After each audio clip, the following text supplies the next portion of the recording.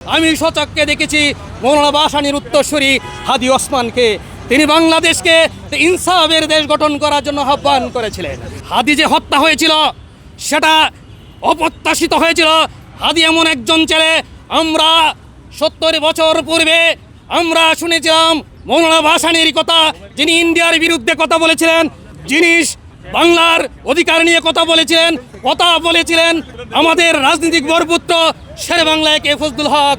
আজকে আমরা মৌলানা ভাসানীকে দেখি নাই, আমি সচক্ষে দেখেছি মৌলানা ভাসানীর উত্তরসূরি হাদি ওসমানকে। তিনি বাংলাদেশকে ইনসাফের দেশ গঠন করার জন্য আহ্বান করেছিলেন এবং ভারতের আধিপত্যের বিরুদ্ধে কথা বলেছিলেন, যার কারণে তিনি টার্গেট নিয়ে শিকার হয়েছে। ইন্টারিম গভর্নমেন্ট তার বিচার করতে পারে নাই। মাননীয় প্রধানমন্ত্রী শহীদ প্রেসিডেন্টের উত্তরসূরি আপনাকে বলছি, আপনি হাদি হত্যা সহ এবং জুলাই যারা হত্যা হয়েছে সবগুলার বিচার করে আপনি দৃষ্টান্ত স্থাপন করবেন এবং যাতে কোনো প্রশ্ন এই জায়গায় যাতে না থাকতে পারে সেদিকে আপনি নজর দিবেন। এদেশের 18 কোটি মানুষের প্রশ্ন জেগেছে, জুলাই সনদ কি বাস্তবায়ন হবে? জুলাই সনদ কি আলুর মুখ দেখিবে?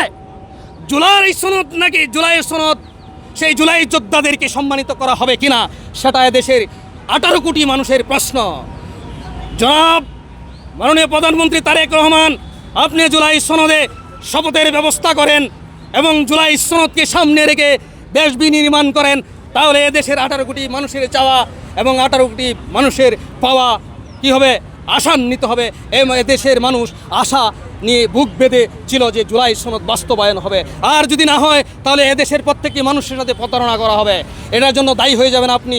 সুতরাং আপনি নিজ উদ্যোগেই সবাইকে জুলাই সনদের শপথ নিয়ে জুলাই যোদ্ধাদের বিচার করে, শুধু জুলাই যোদ্ধাদের হত্যার বিচার নয়, আরও অনেক যুদ্ধ হয়েছে, কু হয়েছে, আমাদের সেনা অফিসাররা মৃত্যু হয়েছিল, এই গণতন্ত্র ভঙ্গুর অবস্থা করে দিয়েছিল, ওই পারের ইন্ডিয়ারা আমাদের সার্বভৌমত্ব ধ্বংস করে দিয়ে বিডিআর বিদ্রোহ করেছিল, 57 অফিসার মৃত্যুবরণ করেছিল, তাদের বিচার করতে হবে। শাপলা চত্বরে অসংখ্য আলেক ওলামা মারা গিয়েছিল, অসংখ্য টার্গেট কিলিংয়ে হত্যা হয়েছে, প্রত্যেকটির বিচার করে দৃষ্টান্ত স্থাপন করতে হবে এবং স্বৈরাচারের যেসব জায়গায় লেসপেন্সার আছে সবগুলোকে আপনি বের করে দিবেন। তাই হলে আপনি জনগণের আস্থা ফিরে পাবে এবং জনগণ আপনার উপর ভরসা রাখতে পারবে।